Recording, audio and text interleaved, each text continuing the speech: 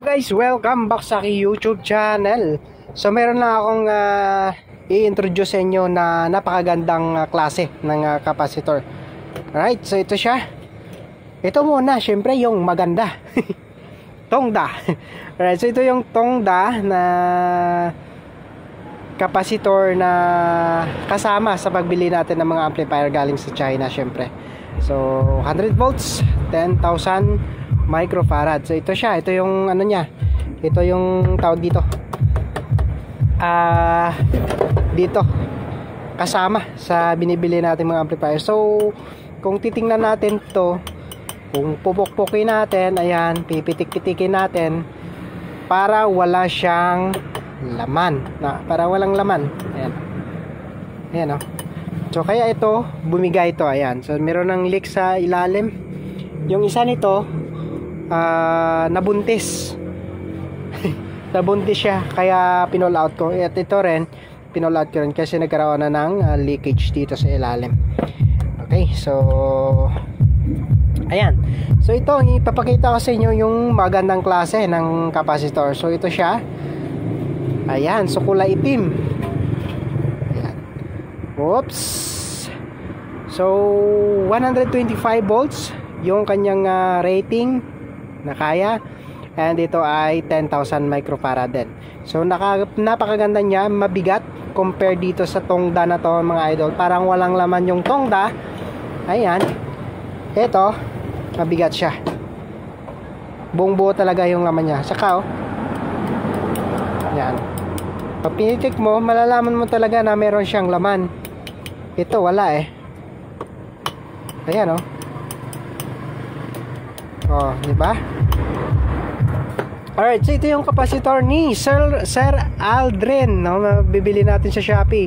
So alam naman natin sa mga followers natin diyan, siguro followers din kayo ni Sir Aldrin, no? So ito yung kanyang capacitor, no? Product niya ay may pangalan talaga to, ayan oh. Dren Electronics. Yan. At saka meron siyang ano nito. Hindi lang capacitor yung mga binibenta niya sa Shopee. Meron din siyang mga power transistor. So, na magagamit talaga ng mga technician natin. Alright, so Dren Electronics capacitor. So, napakaganda, no? Quality, very quality talaga.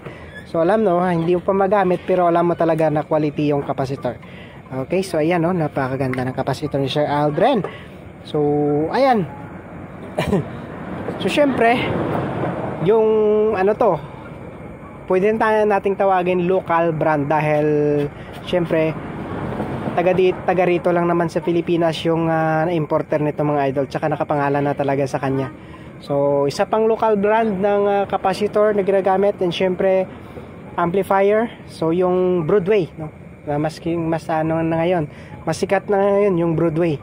So meron din silang capacitor na ganito kalaki at 125 din yung rating niya.